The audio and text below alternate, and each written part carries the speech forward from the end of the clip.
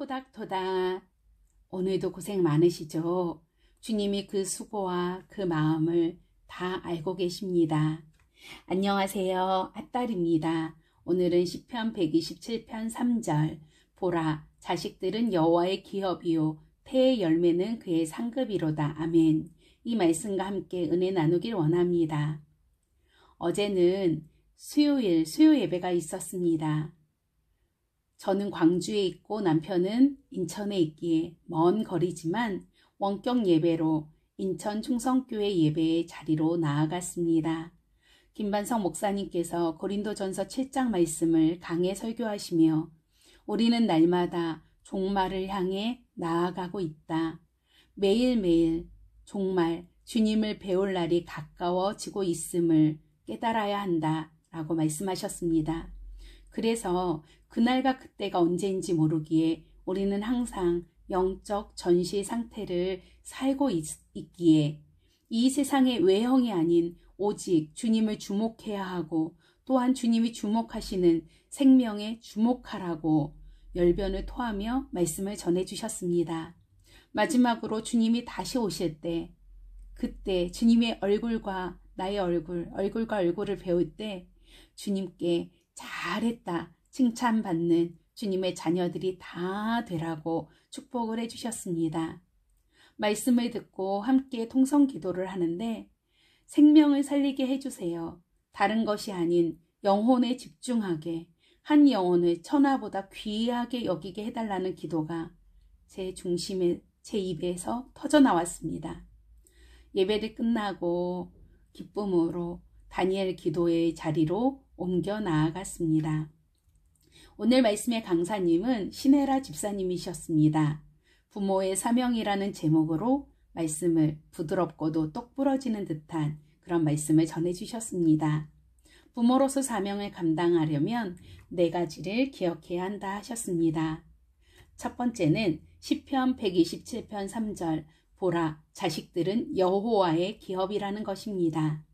자식은 여호와의 기업입니다. 내 것이 아니라는 것입니다. 그러기에 내 욕심과 잣대로 자녀를 휘둘러서는 안 된다는 것이지요. 예를 들면 이웃집 아이를 잠깐 맡아서 돌려줄 때까지 조심조심하며 아이를 돌보지 않습니까? 자녀는 내 것이 아닌 하나님의 기업이기에 하나님의 방법대로 키워야 한다라는 것입니다. 그 방법은 말씀 안에 들어 있습니다. 전자제품 하나를 사도 매뉴얼을 보고 매뉴얼대로 해야 합니다. 하물며 아이의 주인이신 하나님, 그 아이의 주인이신 주인이 하나님이기에 주님의 방법으로 말씀의 매뉴얼대로 아이를 상대해야 한다라는 것이지요. 두 번째는 하나님이 이 부모로 나를 택하셨다라는 것입니다. 이 아이를 키울 부모, 너희 아이를 키울 부모는 바로 너야. 너밖에 없어. 하나님이 그렇게 여러분을 택하셨다라는 것입니다. 자녀를 위해 기도하면 사명을 감당할 수 있다고 기도하라고 보내주셨다라는 것입니다. 그럼 무엇을 기도해야 할까요? 아이가 어디에 속하든 하나님이 항상 나와 함께 하십니다. 라는 코람데오, 이것을 인정하는 아이, 그리고 목숨과 뜻과 힘을 다해 하나님을 사랑하는 아이로, 그리고 내 이웃을 내 몸과 같이 사랑하는 아이로 성장하게 하소서라고 기도하면 된다라는 것입니다. 마태복음 6장 33절의 말씀처럼 먼저 그의 나라와 그의 의를 구하는 자녀들이 되면 이 모든 것은 따라온다라는 것이죠. 이러면 주님 앞에서 100% 기도가 응답될 수밖에 없고 또한 우리 부모 또한 제대로 기도하는 부모가 된다라는 것입니다. 세 번째, 가르쳐, 지켜, 행하게 하라는 것입니다. 신명기 쉐마의 말씀처럼 집에 앉아있을 때, 누워있을 때, 일어날 때, 길을 갈 때 어디서든지 그 말씀을 끊임없이 기록해 넣고 보여주며 그 말씀을 가르쳐주고 지켜 행하게 하라는 것입니다. 그런데 하나님이 진짜 원하시는 것은 선한 사마리아인과 같이 힘들고 어려운 이들을 불쌍히 여기도록, 그리고 그냥 여기는 것이 끝이 아니라 가서 그를 치료하고 돌봐주는 사람이 될 수 있게 해야 한다라는 것입니다. 나보다 힘든 사람, 힘든 이웃, 그 이웃과 더불어 살려고 하는 그 마음은 고아와 과부, 약자들을 돌보라는 하나님의 마음임을 알려주고 행하게 해야 한다라는 것이죠. 네 번째는 믿음의 유산을 남겨야 한다라는 것입니다. 어떤 상황에도 감사를 선택하는 자녀, 감사할 때 기쁨이 이어지기에 항상 기뻐할 수 있는 자녀, 그리고 기도는 호흡이기에 숨을 하고 들이쉴 때 주님은 나의 창조주 왕이십니다 라는 것을 고백하고 주님의 생기를 불어넣어 주십시오 라는 기도를 하고요.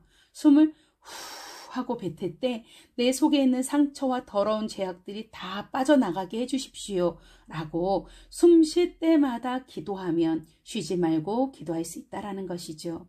이렇게 양육할 때 믿음의 유산은 물려지고 주님의 뜻 안에서 살 수 있는 승리하는 자녀가 될 수밖에 없다라는 것입니다. 정리해보면 우리는 하나님의 사람입니다. 하나님의 자녀기도 하죠. 하나님이 우리에게 자식을 맡기셨습니다. 하나님이 나를 택해 우리 자녀의 부모로 택해 주셨다라는 것입니다. 마땅히 하나님의 자녀에게 가르쳐야 하며 우리는 진리의 말씀으로 기도로 양육해야 한다라는 것입니다. 그러려면 먼저 하나님의 말씀을 가까이 해야 합니다. 마땅히 가르쳐 지키게 믿음의 유산을 남겨주게 말입니다.